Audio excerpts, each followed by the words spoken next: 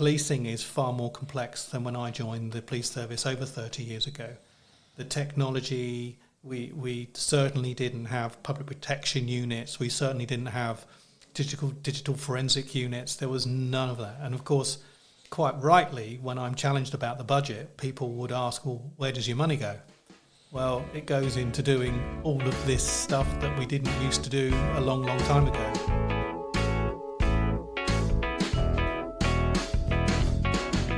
One of Jersey's great pulls is that it's a safe place to live and work with low levels of crime. That said, there were still more than 3,000 recorded crimes last year, at an average of 8 a day. This shows that Jersey cannot take its safety for granted, and is why its police force remains busy. The Jersey Police Authority's recently published annual report for 2021 reveals that youth crime rose by more than a third last year, and mental health incidents increased by almost a fifth. The man in charge of the 335 uniformed and non-uniformed staff at police headquarters is Police Chief Robin Smith. He joins me now to talk about the past year, the present challenges, and how he sees the force developing in the future. Robin, the police have recently produced your annual report for last year, which contains a wealth of information.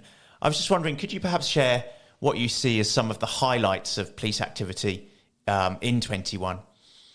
Thank you, Jules. And I, of course, can't take the credit for what I think is a really good report that's written in such a way that I think it's engaging for those readers. It's not, as I used to do all those years ago, 50 pages. And in fact, you only really read it if you were going for promotion or something similar. And mind you, journalists tended to read it too, a bit like you. Of course, the credit should go entirely to the Police Authority, Jersey Police Authority, in producing what I think is a really, really good report. There are some challenges within policing, as we can discuss, but in terms of the report, I think it's a really good, engaging report.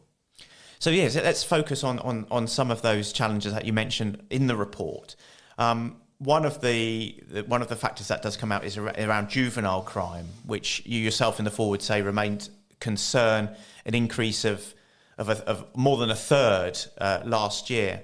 Could you just give me some of the reasons behind this, and also, how do you tackle juvenile crime, which is increasing? Well, of course, Jersey is no different to other jurisdictions that I've worked in, although it should be easier, in my view, to find good and sustainable solutions given the size of our jurisdiction, not least of which, of course, partners work very closely together, and there's the opportunity to do that. But it is a challenge. But there is also a question of balance.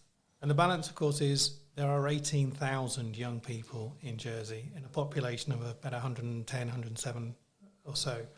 So, we are talking about a tiny, tiny element. And it is important that we recognise that the vast, vast majority of our young people are just absolutely brilliant. Equally, we must recognise that the very small cohort of young people that do produce challenges, not just for policing, but for other services as well. In almost every case, they've had a pretty tough start. And so you mentioned, Jules, about, what can you do? Well, we talk a lot about children and challenges with children. And increasingly, I find myself talking more about families and parents and how we can support families and parents and guardians, because I think that's where it starts. And it starts much, much further down the track before young people who are ordinarily getting into trouble, not just with the police, but at school and all the rest starts around 10, as early as that. We have got currently a bit of a wicked problem with a very small group of young people, and we certainly did have back in 2021. And often those young people are, as we say, in care. And ordinarily, we shouldn't be surprised by that, because they're in care for a reason. Over the last year, we St. Jersey Police have trained all our staff in better understanding how young people react the way they do, particularly those who have had very challenging upbringing. It's called ACEs, Adverse Childhood Experiences, and all of my staff have got that training. I wish I'd had that training when I first joined policing, so that we can better understand. As the Chief of Police, I know I speak on behalf of my team here, the last thing we want to do is to arrest young people. That is the last thing we want to do. we do not want to put them into the criminal justice process. That is the last thing we want to do. What we do want to do is work with our colleagues, as indeed we do, in partnership in government and in charities, to divert young people away from crime.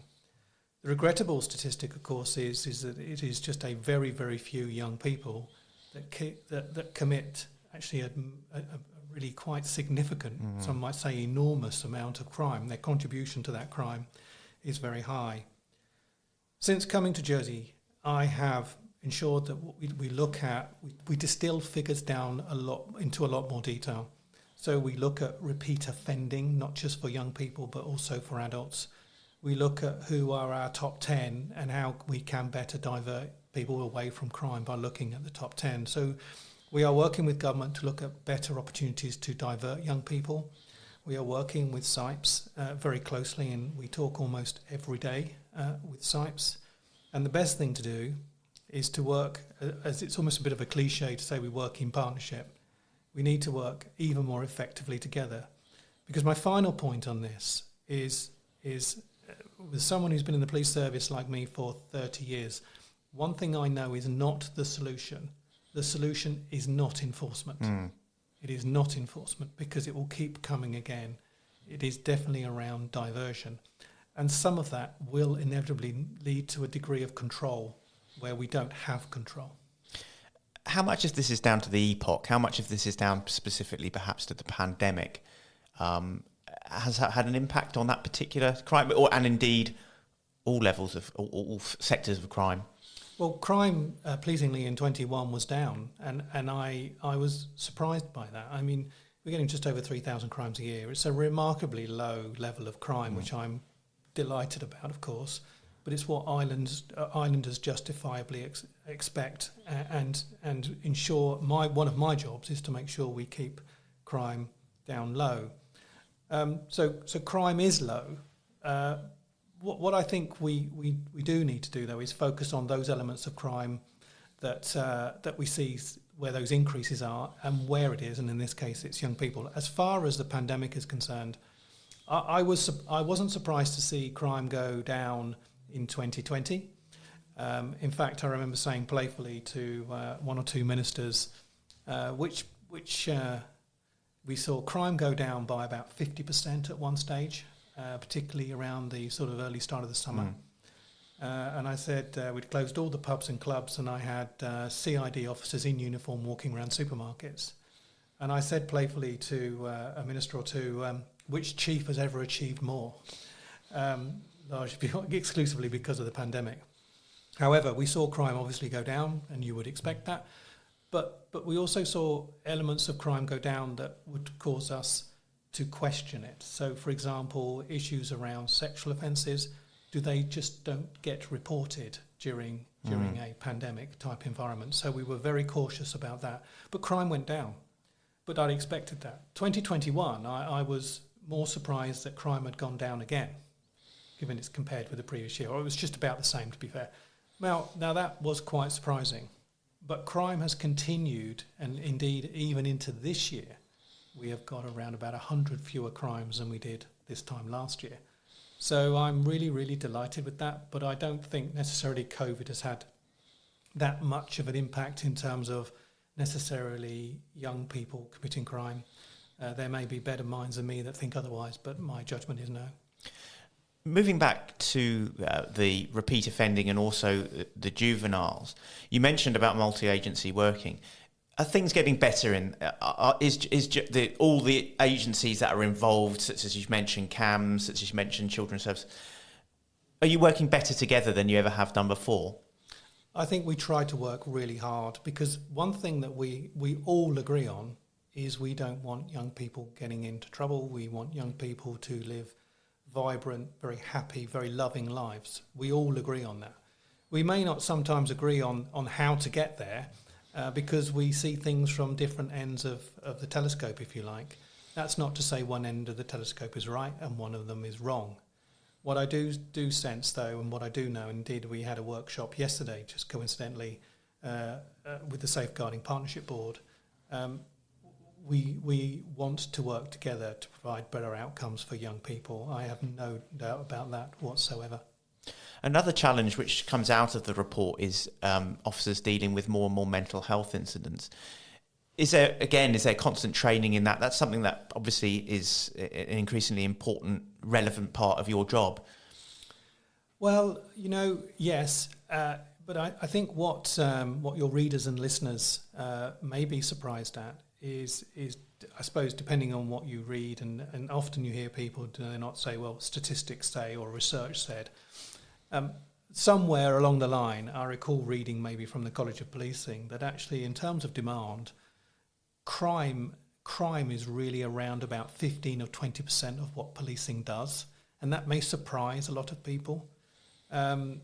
We are sometimes described, the police service, as sort of the last resort. We are working 24/7. We will pick up that telephone where others have not got the capacity, other departments may not have the capacity to do that.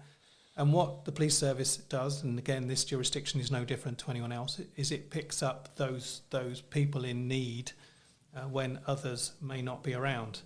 And one of those examples is mental health. Another one is missing people. But mental health is a good example. So we are talking here about the 2021 annual report, but I can also report in 2022 so far this year, incidents of mental health being reported to, or mental health incidents being reported to the police is up almost 40%. That's a very surprising figure, given it was up. That's up on last year. So we are being contacted more and more for people who are in need of mental health support services, and some of those, regrettably, are in crisis. And we will continue to respond to those. But I also talk to people in health and the new head of mental health, who I am really, really encouraged to work with, where we are looking to reduce those incidents. But of course, there are additional demand on policing. And it could be that, quite rightly, islanders will say, well, why are you dealing with that when I'd rather you were dealing with crime and whatever? It has been forever thus. However, the extent of the challenge and the demand is something that is causing... I'm not caused by the concern. I'm just want to speak to how we can resolve it. And that includes trying to get more into a problem-solving type ethos.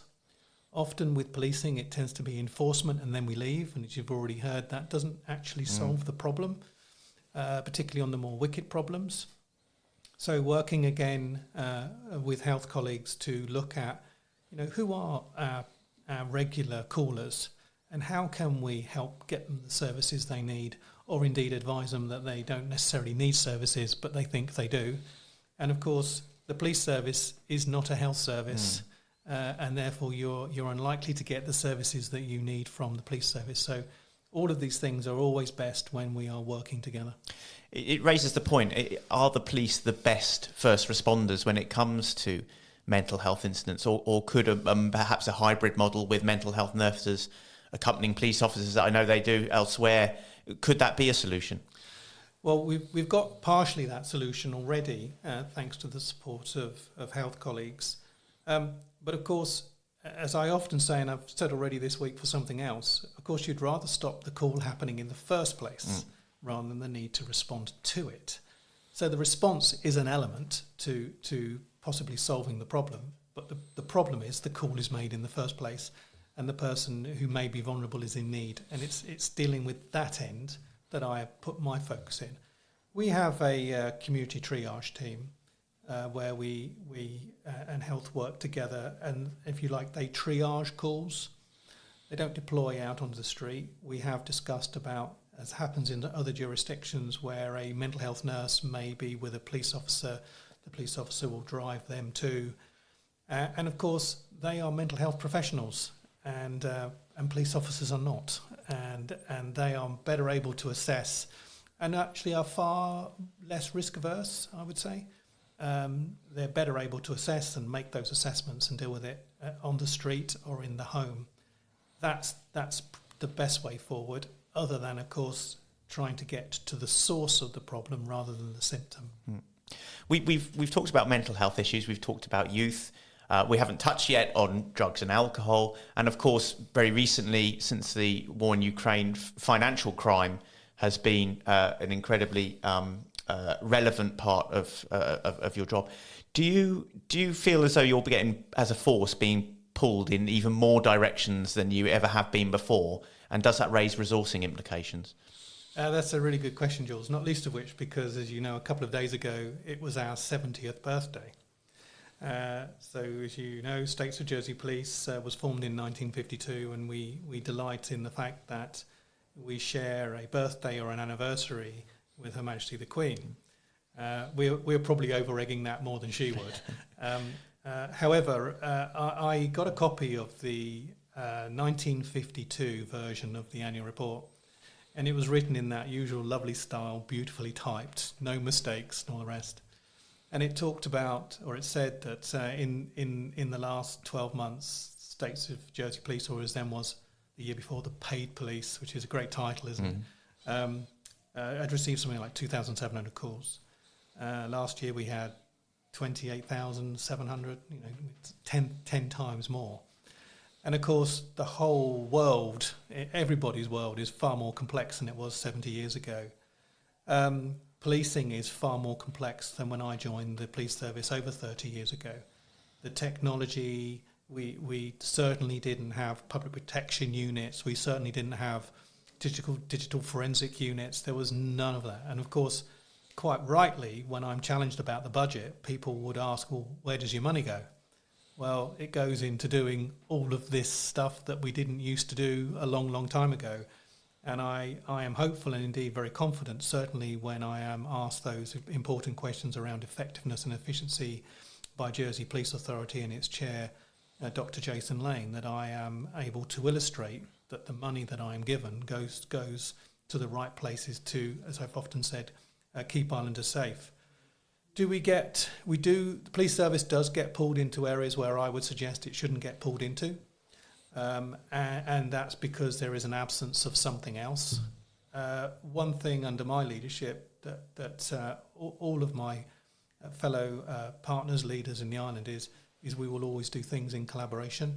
We will always have that honest conversations where we can say, well, this isn't working and how can we make it better? And we will continue to do that for as long as I'm the chief. In terms of resourcing, is the police service still an attractive career? Do people still want to come and join the police as you did 30 years ago? Jules, of course, it's the best job in the world. I mean, you get, as I used to say, it's probably not what chief officers would say, you get to nick villains. You catch baddies. I joined this job a long time ago, and I love and enjoy this job more now than I did back in the late 80s. I've always said our job is to catch criminals, get there quickly when you need us, and protect the vulnerable. Now, I've worked for some chiefs who have been able to articulate that in about 50 words with beautiful graphs and various other things. The mission is clear. Add that to being visible, being accessible, and constantly trying to reassure where we need of our presence, but our presence in the right way, similar to the way we policed the pandemic. So it is the best job in the world. I'm using this opportunity to tell everyone out in the island, we're always looking for really good talent, and we've got it. It is true to say, and we're not unlike, despite being the best job in the island, of course, we are not unlike other employers who are constantly looking to ensure that we are succession planning, we've got the right skills, that we're bringing people up and through the service or through the ranks. That is a constant, it's certainly not a concern, but it's a constant. As a chief, you want to make sure that you're getting those resources in. It has become more of a challenge. And in particular, given that we saw an uplift in 2020 of 30 or so officers, which went to community policing and drugs, which we can talk about in a moment, of course, we have a younger workforce and we have a more inexperienced workforce. And there's an inevitability to that. So I can have an officer retire with 30 or 35 years service tomorrow, and I will replace her or him with someone with no service. So we do see a deficit in experience, and that brings on other sorts of challenges. So that is a challenge. Transferees, so transfers from the UK, have been a way that we have previously sought to do that, to build up the skills base, if you like, and the experience base. That is becoming harder and harder.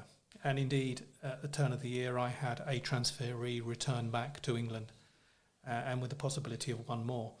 And the simple reason is what you've heard, and you may have already been reporting on, is that Jersey is an expensive place to live, particularly in terms of accommodation, which is the point that's been cited to me. Which is no different to teachers, healthcare. You fall into that same dilemma. I'm glad you said that, Jules. Of course, we're no special case. This is the same for everyone. So yes, we are having to look at that very, very carefully. But in terms of the quality of the recruits that we have, and you would expect me to say this, we expect a very high standard. And I expect a very high standard before you join the police service, and I expect an even higher standard once you've joined the police service. Nobody would expect any less. I genuinely believe that we have got a very, very high standard that would be higher, in fact, I would say even significantly higher than what I've seen in other jurisdictions. I imagine it's maybe an obvious thing to say, but the aspiration is to have as many local recruits going up through the ranks, which presumably are cheaper to recruit. Presumably, is an advantage that they have that local knowledge and understanding, and also helps strengthen the rapport that you as a force have with the islanders you serve. Is that an obvious thing to say? You would love to see more locals come through the ranks and become chief officer one day? Oh gosh, what a legacy that would be. The vast majority of our recruits are from Jersey, which I'm pleased to say, with a fraction being transferees for the reasons that I've already described. There's almost an inevitability to that, but I encourage particularly from recruiting from in the island, and you will have noted that until recently I have not recruited anyone at any senior level. Still haven't recruited anybody at a senior level, although we're looking at that now. All the promotions have been internal promotions, bringing people up and through and doing the appropriate succession planning. We have a lot of ambitious people, and I'm very keen to ensure that they get the opportunities to do different things, but also to go up and progress in the way that I've had the opportunity to do in my career. You mentioned previously just about some of the specifics that happened last year. One of them was the expansion of the community policing element, and the other was the restoration of the drug squad. Could you just tell me a little bit about that? And also perhaps talk about, on the latter, I imagine most islands would be surprised that we were without a drug squad prior to its reformation. Yes, of course, the drug squad and the community policing team get quite a lot of airtime, quite rightly too, and I'll explain why. But as you know, we have a whole complex organisation that do lots and lots of great stuff, not least of which the 5 response teams that are out there day in and day out responding to emergency calls and the like, who work incredibly hard. As far as the community policing team is concerned, I am absolutely delighted with the work that they've done. Indeed, the inspector who is in charge of the community policing team, Inspector Hugh Williams, presented to my senior leadership team on Monday with progress. And I couldn't help but just remark constantly the work that they do, a lot of which goes unseen and unrecorded. So quite rightly, you would expect me to have performance meetings where I look at crime detection, crime reduction, and how we do stuff. Of course, a lot of what they do is reduce demand in a sustainable way, which goes back to how do you properly problem solve. So they've all received problem solving type training. Rather than enforcing or patrolling, they're trying to find the core reasons for the issue rather than dealing with the symptoms. We maintain community officers on each of the parishes. I often speak to the connotabs who all speak with real genuine support and warmth about the community policing officers. That's what I joined to do. I don't quite know which track I got on in the end, but that's what I joined to do, to work in our community. And I think even if you don't necessarily see the community police officer, the fact that you know there is one, or indeed in St Helier more than one, there's an identifiable face, you know who that is, you know how you can contact them. They're lively on issues of social media, they're putting themselves out there. That's what I think really, really matters. And I was just so delighted when, of course, the work had already been done, the support from the late Constable Norman, who was frankly evangelical about community policing. It got delivered, and there is no reason why that should not stay the same way. My final question, Robin, is you've mentioned that Jersey is a low crime jurisdiction. It's one of the reasons that people move to Jersey. It's one of the reasons that families return to Jersey. Jersey has always been considered a safe place, and many people are thankful for that. Jersey is now very much an interconnected community. We're a globally facing place. Is that something, Jersey as a safe community, is that something that we can simply take for granted? Or do you think that we increasingly have to fight to retain that safety, that place of low crime? I'll answer that partially in a minute, because you didn't give me the opportunity to speak about the drug squad. All right, sorry. And it is linked. It is linked. Okay. So we can make my a apologies. nice and link. The drug squad. I have over the last few years heard a number of different titles for something called what do we call them, the support unit, or various other things. And when I came here, I said no, it's the drug squad. The public understand what the drug squad is. The offenders know what the drug squad is. They are the drug squad, and they have been, as you've seen in the reports, incredibly successful. All I ask is if you are either coming into this island or you are committing drugs-related offences in this island, when you get out of your car, when you come out of your apartment, your flat, your house, look left and look right. That's what I want you to do. Look left and look right. And indeed, there was a really good job last night where as I was leaving the office about 7 o'clock, one of the drug squad officers was bouncing up the stairs, just had a great job. So I like the community policing team, are very encouraged and delighted with the work they've done. But of course, they can't do that without the support of police staff and all the rest of the team to deliver what they do. So I couldn't leave without speaking about the drug squad. So you talked about taking low crime levels for granted. I don't. I have often said that criminals are the most entrepreneurial bunch. We will talk about very wealthy individuals who can do this. Criminals are more entrepreneurial than anyone. They're constantly seeking opportunities. So am I. So we weren't sort of sitting back, smoking cigars whilst we were in lockdown. We knew that we would see an increase in crime, particularly around drugs-related crime. How drug dealers would seek to come into the island. Of course, the standard of living is predominantly very high. There is a market. Of course, if there is a market, people will want to come and use it. Our job is to disrupt that market, which we do very effectively, in my view. But of course, low crime doesn't mean no crime.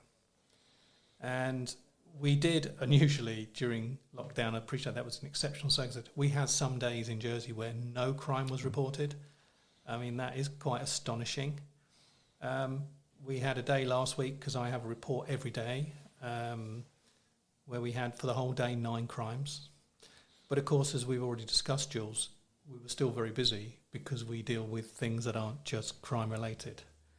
I think it's one of my key responsibilities, but I'm not alone in that. I think we have, I know in the 2.5 years I've been chief, we have an island that is observant. that is responsive.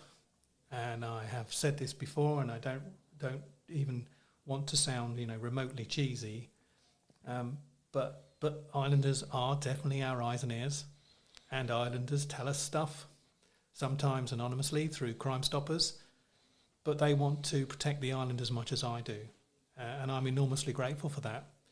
We, of course, also have what I think is one of the richest relationships in the island, and that's how the States of Jersey Police work with our honorary police colleagues.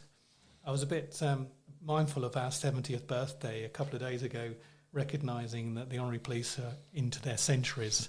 So I felt tread a bit cautiously here until I bump into one of my honorary colleagues. They also do an utterly fantastic job, and of course the difference is they're not paid for it. That is genuine volunteering.